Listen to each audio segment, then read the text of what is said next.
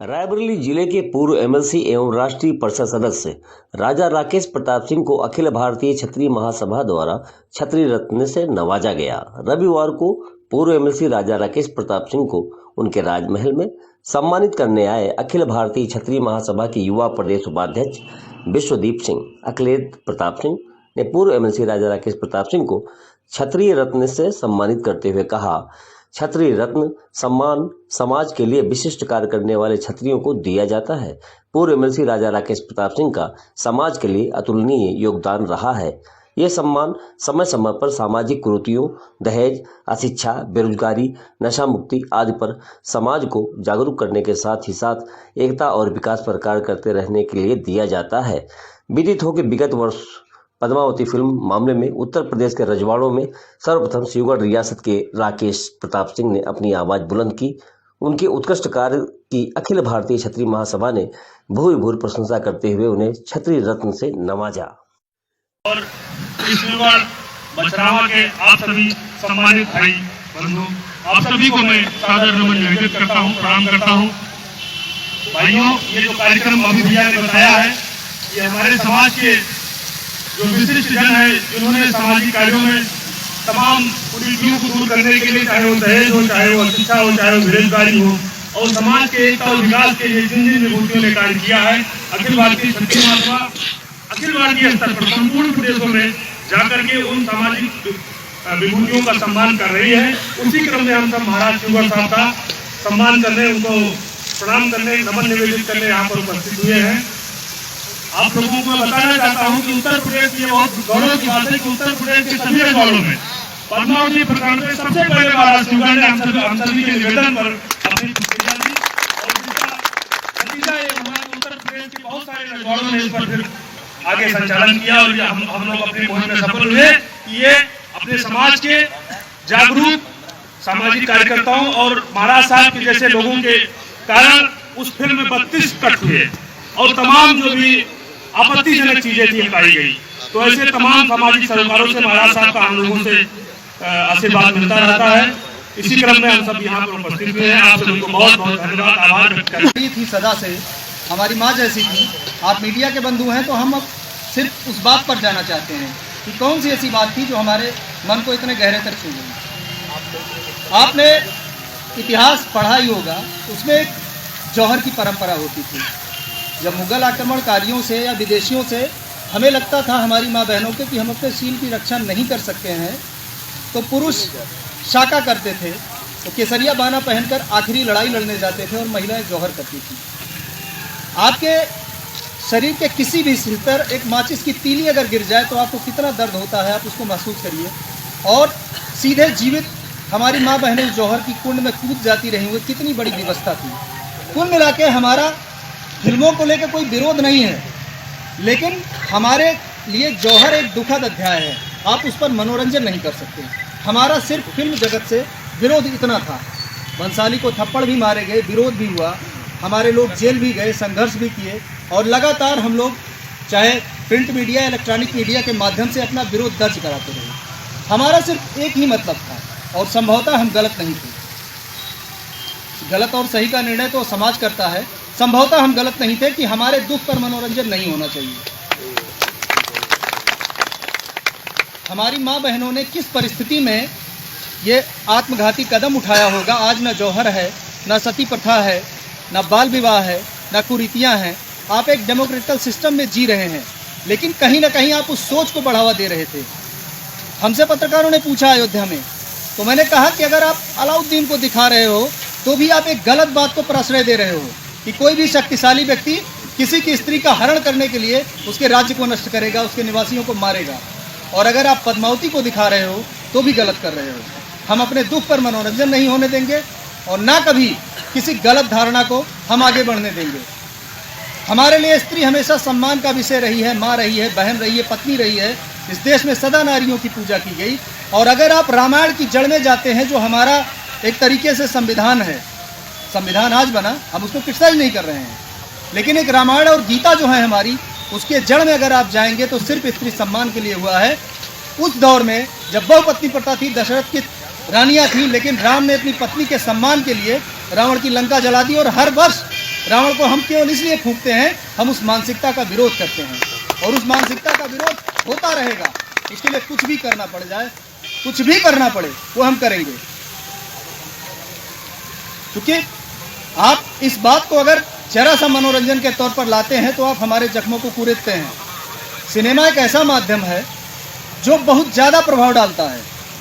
आज एक ऐसा समय आ गया है कि आप उसको देख के नई पीढ़ी क्या सोचेगी। जिसके पास शक्ति होगी वो छेड़खानी करेगा, वो ज़बरदस्ती रेप का अटेम्प्ट करेगा, कुछ भी करेगा, क्योंकि आप अलाउद्दीन को उसमें दिखा रहे हो।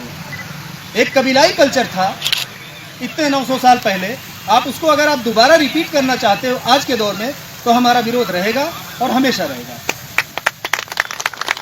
और इस मुद्दे को जब राजनीतिक दलों ने देखा तो राजनीति तो एक अलग विषय है, उसमें नफ़ा नुकसान का आकलन किया जाता है।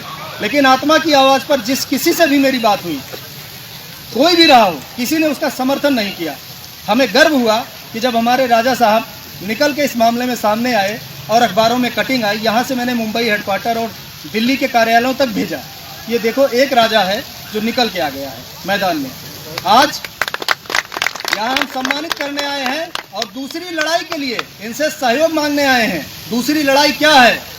राम जन्मभूमि पर निर्णय आया, आस्था को अदालतों में घसीटा गया, आस्था अदालत में खड़ी हुई, राम को सबूतों की आवश्यकता पड़ी, बहुत ही दुखद था। लेकिन चूंकि आपका ये लोकतांत्रिक व्यवस्था है, चलिए मान ही लिया। उस ट्रस्ट में एक भी क्षत्रिय नहीं है।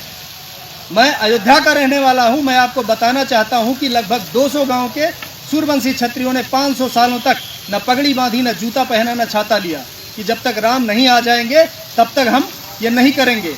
उनके जख्मों पर नमक छिड़का गया, चाहे मोदी हो या कोई भी हो। हम राजनीतिक बात नहीं कर रहे हैं।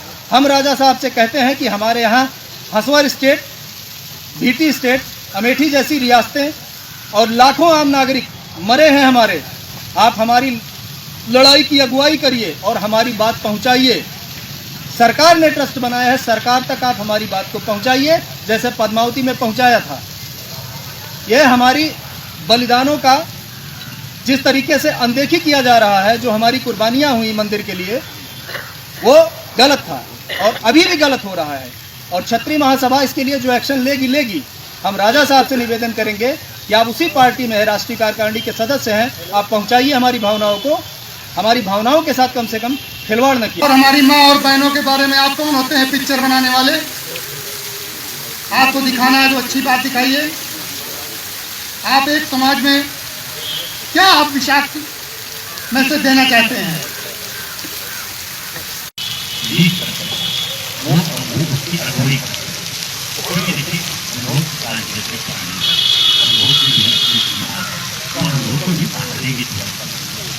बहुत ऐसा आज एक विषय है, बड़ा अच्छा विषय था।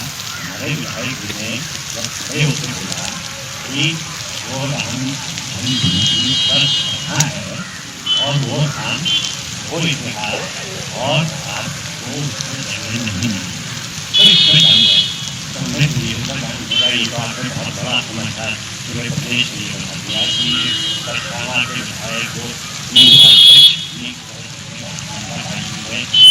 कई कमेटियों की अध्यक्ष भी है, तो आज मिलती भी रह चुके हैं हमारे पास।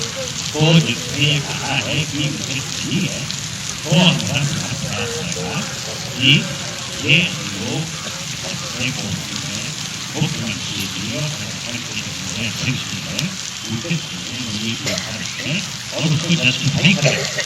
उसको हम लोग जस्टिफाई करेंगे, साहब ये कहीं ना कहीं सामंजस्य से नहीं बैठ पा रहा है। ये एक पीढ़ा है और उसकी पीढ़ा है जो संघर्ष करता है, जिसको आप हमेशा लड़ाई के लिए रखते हैं। अगर आप देखें यहाँ पे राजनीतिक लोग हैं, अगर कोई संघर्ष की बात होती है, हर इलेक्शन में भी होता है, तो हमारे विधायक जी उसी हिसाब से नहीं बताते हैं कि भाई ये काम को है, इससे काम करें। लेकिन जो आपने कहा, आप लोग बहुत अच्छा काम कर रहे हैं, क्षत्रिय समाज के साथ है, लेकिन और जो हिंदू समाज है उसके लिए भी आप कुछ कहना चाहते हैं कि हम जात भी आपके साथ?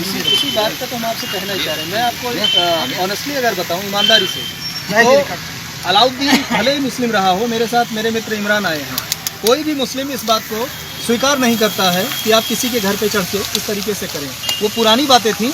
हमारी लड़ाई फिल्म से जगत से थी और उससे ज़्यादा हमारी सेंट्रल गवर्नमेंट से हमारी नहीं समझ में आता था कि इनकी क्या मंशा है कि इसको रोक नहीं रहे हैं।